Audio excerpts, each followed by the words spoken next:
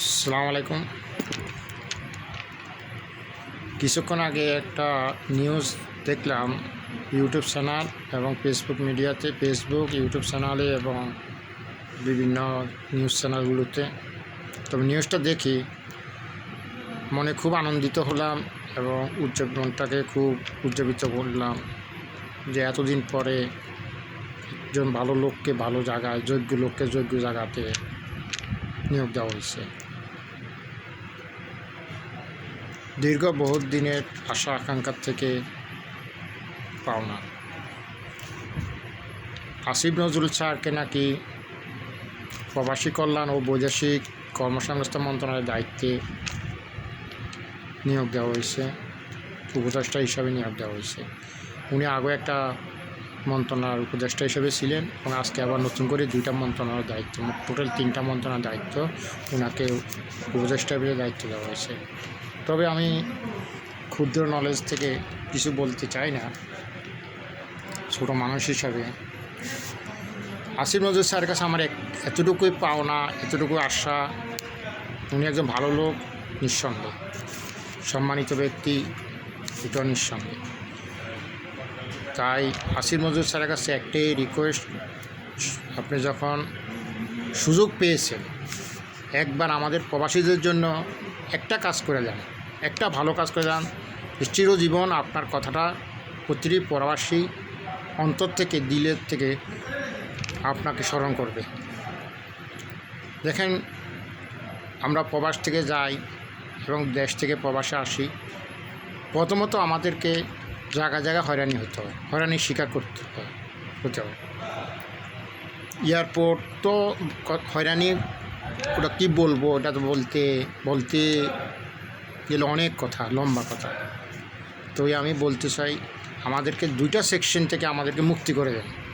1 নম্বর, airport হয়রানিটা আমাদেরকে airport হয়রানিটা বন্ধ করে দেওয়ার চেষ্টা করেন।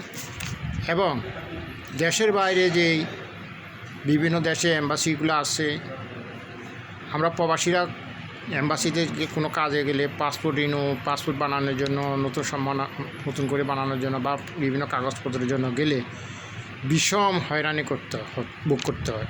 মনে হয় যে আমরা অন্য দেশের মানুষ, রোহিঙ্গার চেয়ে খারাপ, আমরা রোহিঙ্গার চেয়ে খারাপ। তো আমি আসিফ নজরুল স্যারের কাছে আশাবাদী, উনি একবার যখন সুযোগ পেয়েছে, উনি আমাদের জন্য এই কাজটা করে দেখ যে আমাদেরকে এয়ারপোর্ট হয়রানি মুক্ত করে দেখ এবং এম্বাসি হয়রানি মুক্তটা করে দেখ। দেখুন, কোনো প্রবাসী ইচ্ছাকৃতভাবে খারাপ কাজে লিপ্ত হতে চায় না, তাকে বাধ্য করে খারাপ কাজে যাওয়ার জন্য, খারাপ কাজে লিপ্ত হওয়ার জন্য। আমার এতটুকু ধারণা, কোনো প্রবাসী ইচ্ছাকৃতভাবে এক বিন্দু খারাপ কাজ করতে ইচ্ছুক নয়, কারণ সেই চায় না তার দেশের মান সম্মান ক্ষুণ্ণ হোক প্রবাসীর মাটিতে এবং দেশের মাটিতে। আমরা দেশকে অনেক ভালোবাসি, দেশের জন্য অনেক কিছু আমরা দিচ্ছি, কিন্তু বিনিময় আমরা কিছুই পাই না। একটা এম্বাসিতে কোনো কাজে গেলে ওখানে আমরা হয়রানি হতে হয়, দেশে এয়ারপোর্ট থেকে যখন আসতে যাইতে ওখানে আমরা হয়রানি স্বীকার করতে হয়। তাই আমি ওনার কাছে একটাই রিকোয়েস্ট, আমার কথাটা যদি ওনার কাজ পর্যন্ত যায় কি না তা আমি জানি না, যদি যায় তাহলে ওনার কাছে আমার এটাই রিকোয়েস্ট, উনি আমাদেরকে জন্য এই কাজটুকু করে দেখ। প্রবাসীরা 1.5 কোটি প্রবাসী চিরজীবন ওনার কথা স্মরণ রাখবে, চিরজীবন ওনাকে স্মরণ করবে।